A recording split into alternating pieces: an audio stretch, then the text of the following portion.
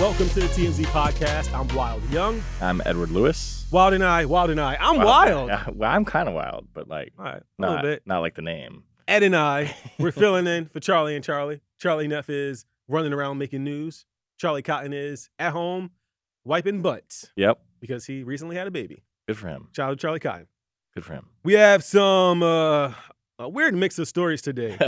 Jason Kelce, my favorite Kelce brother, on account of I'm from Philly. Oh, okay. Jason Kelce has made a shocking confession about his marriage to Kylie Kelce. Tell you what it is. There is a Deadpool character actor in Disneyland here in California who made some are calling it an insensitive joke in reference to someone that died. Yeah. Very, very weird. Jeremy Jackson from Baywatch. My man, he came out strong today. He confessed that he used to smell certain things from the Baywatch set. We'll tell you what it is. You can judge for yourself.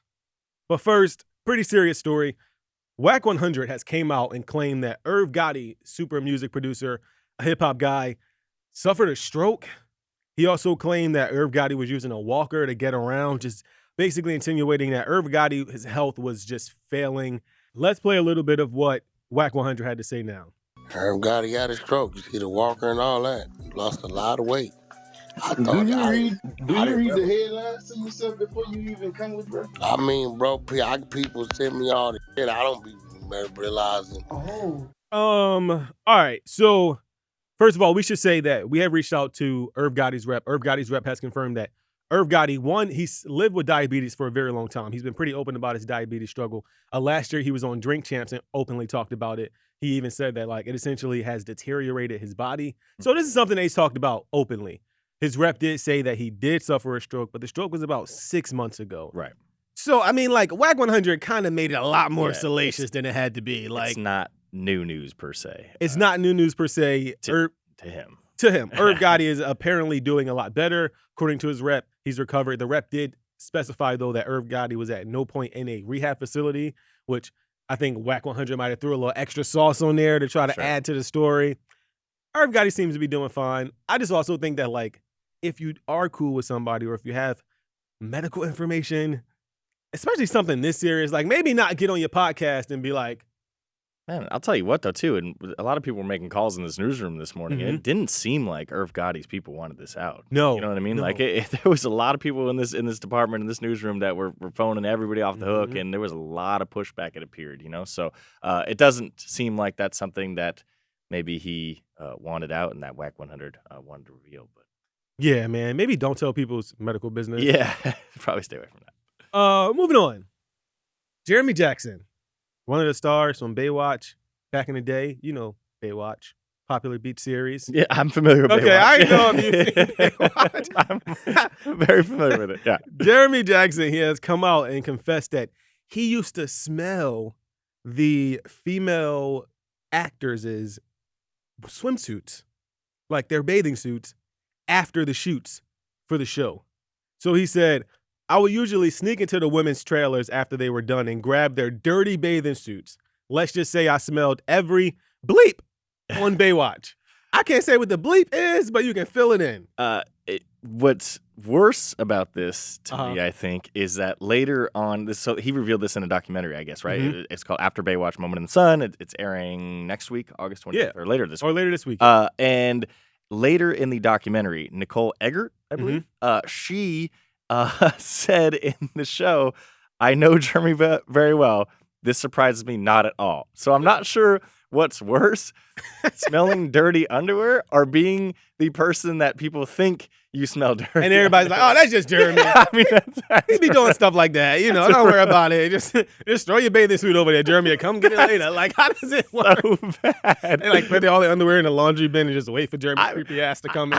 Like, I've never understood the infatuation with this. You know what I mean? This is obviously like always like the urban myth, I guess. Right. That men will come in and steal your panties and smell them. Yeah. I've never, ever in my life had any sort of inclination to smell somebody's dirty. I think that's like an old school thing. I think we're like a little too young for the smelling of the underwear. I mean, I guess thing. this was in the 90s, right? I know, you know what I'm saying? Yeah. This is a little concerning though, because like one, I mean, like it's funny, Kiki, but like, was he like creepingly smelling people's underwear? Like, was he sneaking into the trailers? He didn't really specify how creepy the creepation was, but like, I get the vibe that it was creepy. Like, I get the vibe that he really snuck in there and really, really kind of did it without anybody's knowledge. well, yeah, Nicole, like, oh, not surprised. She clearly didn't know, but also is not surprised. I also don't get what you get out of that, man. Like, I mean, I know everybody's got kinks, and I don't want to kink shame anybody, but man, how does smelling somebody's dirty musk? I also wonder if like there were sand particles in the swimsuits. Like, are you just smelling and taking in all the nasty sand and salty beach And it's water? like Baywatch. Like, that's a lot of like sprinting and running A lot and of sweating and also a lot of like sunscreen and spray tan. Yeah, spray Yeah, tan yeah, and oils. and actually, the more you said, it's kind of. Mhm. I'm like, hold up, Jeremy. You might be onto something, brother. oils got you. All right. Moving on to an even crazier situation. There is a Deadpool character actor. He made a very risque joke at a Disney amusement park. So, just to give you a little bit of background, Disney is in the middle of a wrongful death lawsuit right now. Somebody had died from a food allergy at one of the Disney locations, Disney restaurants. And in order to, I guess, make Disney responsible for it, they filed a lawsuit. Well, Disney's defense was that because you once signed up for Disney Plus, you now have to take this case to basically an arbitrator, as opposed to the civil court system. Right. So that's setting up the joke here for Deadpool. Yes. So this Deadpool character, not Ryan Reynolds, a character actor at Disneyland. Right. They were doing like those little character skits because they do those in front of like the audience and the small children. Right. And they like, play on the characters a little bit, touch on sometimes like trending topics, etc. He made a joke and people were like, I don't know about that one. Here is the joke. Headed to the big battle. Cinderpool was late because he had to read every single page in the terms and conditions when he signed up for Disney Plus.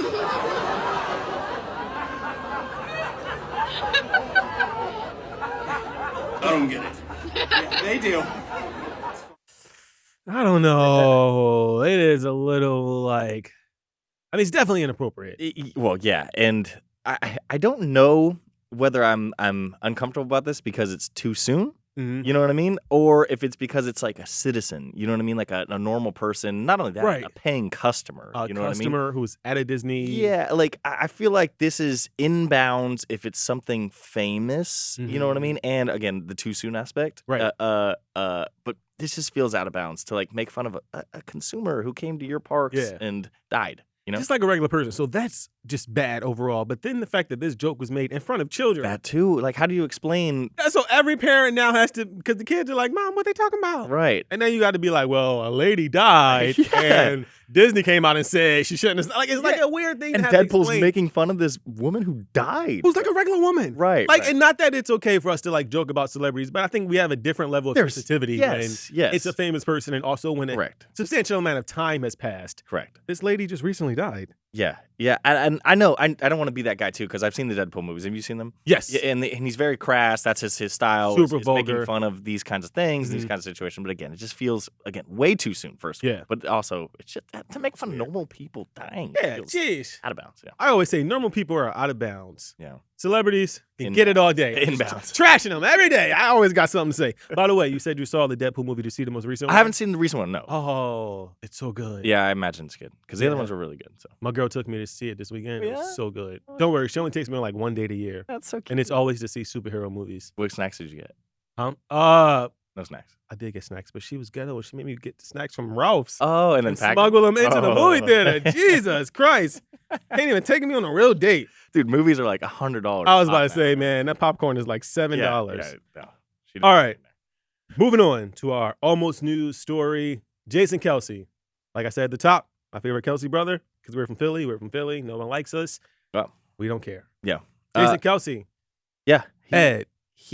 So the Kelce brothers are, you can't escape them in course. the football world. So the NFL, part of its social media team, did a Q&A style thing with Jason Kelce and his wife Kylie Kelce. It was called "Who's Most Likely to -- Couples Edition."